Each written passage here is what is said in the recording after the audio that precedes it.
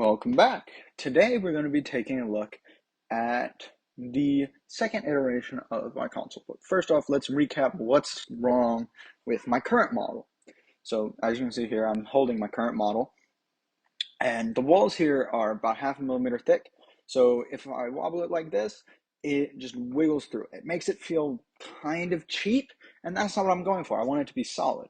I need to make those buttonholes bigger because there's a lot of issues with them, and I want to make those screw holes a little bit closer so that you can get more of a flesh feel or a flesh look with the display.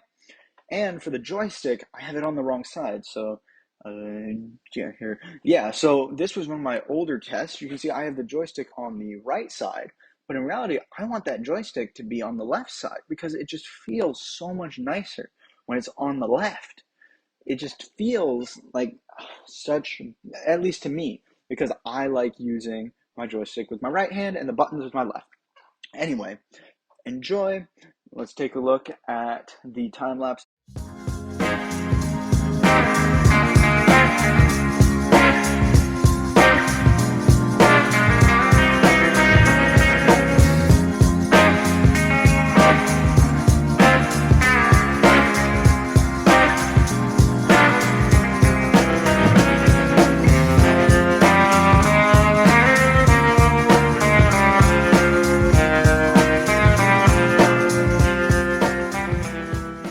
As you can see here, we got our two models. This is the old one, and that is the new one, I believe. Wait, I'm gonna have to flip over. Yeah. This is the old one, so you can see one of the rigidity issues. This is how it looked in the old one. Not great.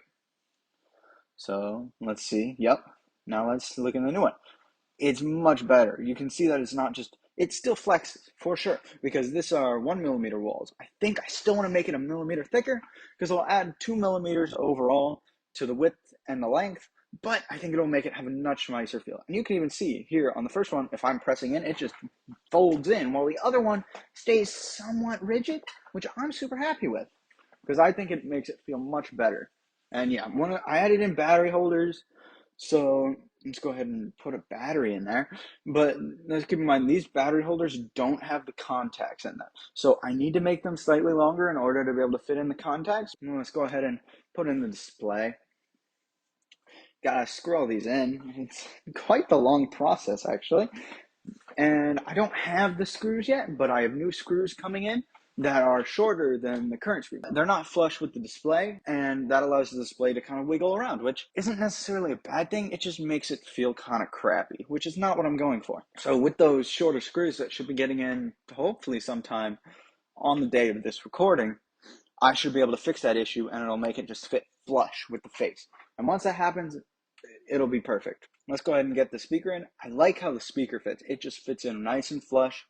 Push it down. It's kind of hard to get out, but I'm okay with that. Yeah. And I'm actually pretty happy with how this mount has worked. It's a little bit finicky to get on, but I'm still okay with that because I'd rather it be a little hard to get on and stay on than have issues with it falling off. But yeah, I fixed the issue with the old design where it was too close to the display, which caused them to rub together and move the display out of line. Let's go ahead and put in the buttons next.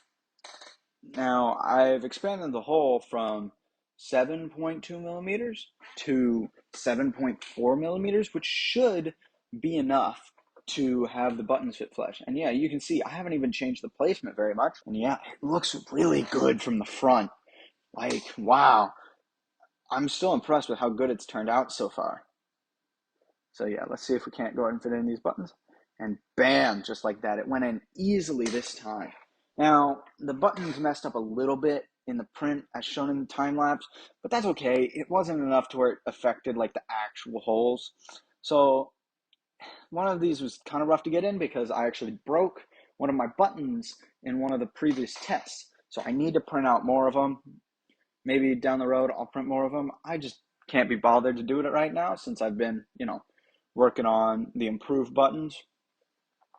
And yeah, here you can see like there's a difference in the cap. The one I'm currently putting in has a smooth cap, and the one that I was having trouble with has a flat cap. And I didn't really like how the flat cap felt.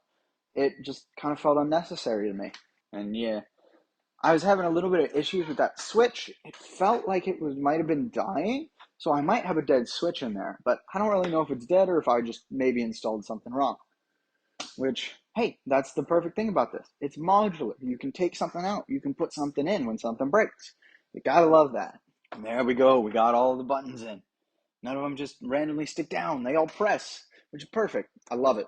So what still needs to be done? So definitely for the battery holders, you can see I got this battery holder and it definitely needs to go in there. I still think I want to make something on top of that as well, just so the battery doesn't fall out. I had a little bit of issues with the batteries falling out if I shook hard enough, which is not ideal. I really don't want those batteries falling out. That would be bad. A way I might do that is just have a plate in the back with screws. That way I can just unscrew it, take the plate out, and replace the batteries like that. That way, because the batteries are something that's more common to be replaced as opposed with some of the other parts. And yeah, here's the microcontroller I'm putting in. It's going to sit behind the display, probably about right here, just so that like it's easy to access on the side. Of course, it doesn't fit in super great right now, and I'll probably have it flipped the other way, but I can't at the moment because I still have all the pins soldered on. I'm going to desolder all the pins. Here's my power board. That's going to sit right next to it. That I still have to design a mount for. That's probably going to be more difficult. And I'm definitely going to put a cover on the microcontroller. That way people don't try to charge it using the microcontroller because the microcontroller can't charge it. Have this amplifier that's going to go, I'm thinking about putting it on top of the back of that speaker, to be honest with you, because then it can just go straight in there. It's super short connection. And then for the SD card, that one's going to be difficult. If it sits flush with the edge and you push in, you can't get it all the way in, which is annoying to me. Yeah, see, it doesn't go in. Now, if you bring it up and have that flush with the edge, oh look, you can barely get it in, but you would still need a tool to get it in and out. So I'm not sure how I'm going to deal with that yet. One way I might do it is by desoldering. And yeah, there's the one on board on the display, but I don't like that because micro SD cards are a lot better than SD cards. And yeah, I mean, besides that, I'm actually really happy with this. Just waiting on those last few parts in order to finish up the design. And then, of course, once I finish up the front design, I still have to worry about the back of the casing. Thanks for watching.